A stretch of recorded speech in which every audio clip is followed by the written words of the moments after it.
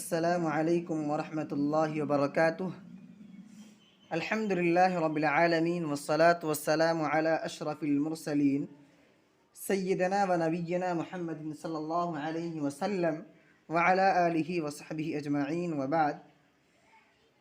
میرے ساتھیوں اور دوستوں، پچھلے ویڈیو میں ہم لوگوں نے اعراب کی دوسری اور تیسری قسم کو جانا۔ آئیے انشاءاللہ آج ہم لوگ اعراب کی چوتھی قسم کو جانیں گے۔ چلیے دیکھتے ہیں چوتھی قسم۔ بسم اللہ الرحمن الرحیم۔ الرابع، اعراب کی چوتھی قسم، ان یکون الرفع بالواو والنصب بالالف والجر بالیاء ویختص بالاسماء الست المکبرۃ، کہ حالت رفعی میں واو کے ساتھ ہو، حالت نصبی میں الف کے ساتھ ہو، اور حالت جری میں یا کے ساتھ ہو، اور اس کو خاص کیا جاتا ہے اسماء ستہ مکبرہ کے ساتھ۔ موحداً، جو واحد ہو، مضافۃً، جس کی اضافت کی گئی ہو، الی غیر یا متکلم، یا متکلم کے علاوہ کی طرف، وہی اور وہ ہے اخو کا، ابو کا، ہنو کا، ہمو کی، وفو کا، ذو مالن۔ یہ اعراب 4 شرط پر لاگو ہوگا۔ پہلا یہ کہ وہ 6 اسماء جو ہے وہ مکبرہ ہونا چاہیے، نہ کہ مصغرہ۔ اگر آپ ان کو مکبرہ سے مصغرہ بنا دیتے ہیں تو وہ اعراب بالحروف سے اعراب بالحرکت ہو جائیں گے۔ ہم لوگ اعراب بالحرکت کو پڑھ لی اور اعراب بالحروف پڑھ رہے ہیں۔ یہ اسماء ستہ مکبرہ کا جو اعراب ہے، یہ اعراب بالحروف ہے۔ تو پہلی شرط یہ ہے کہ وہ 6 اسماء جو ہے وہ مکبرہ ہونا چاہیے۔ دوسری شرط یہ ہے کہ وہ واحد ہونی چاہیے۔ اگر تثنیہ اور جمع لاتے ہیں تو وہ تثنیہ اور جمع کے اعراب کے حکم میں آ جائے گا، اس وقت یہ اسماء ستہ مکبرہ کا اعراب ہٹ جائے گا۔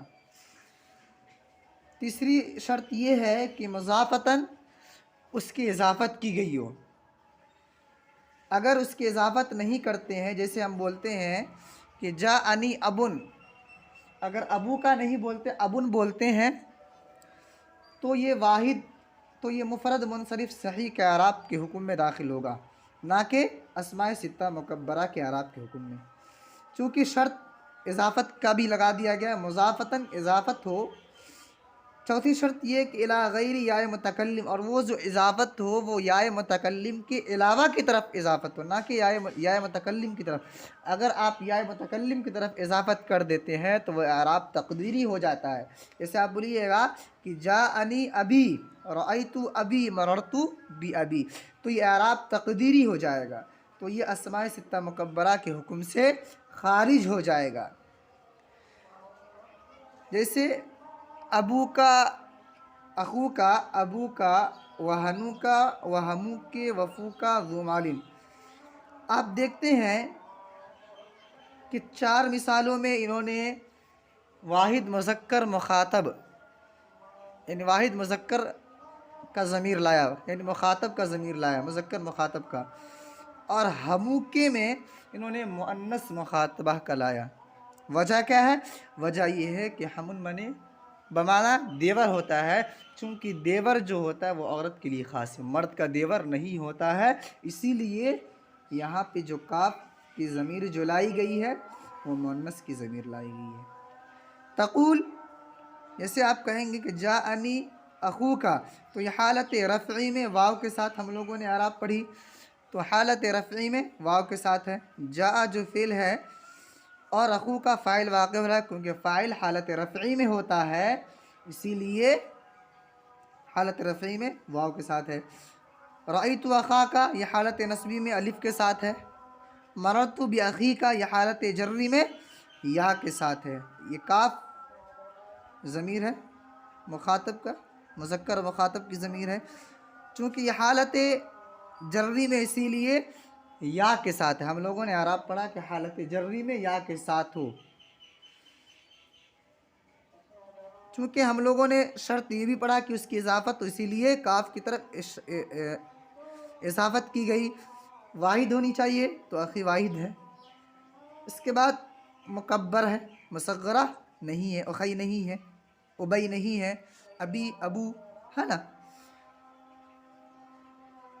تو چلیے ہم لوگوں نے اعراب کی چوتھی قسم کو بھی اللہ کی توفیق اور اس کی مدد سے پڑھ لی۔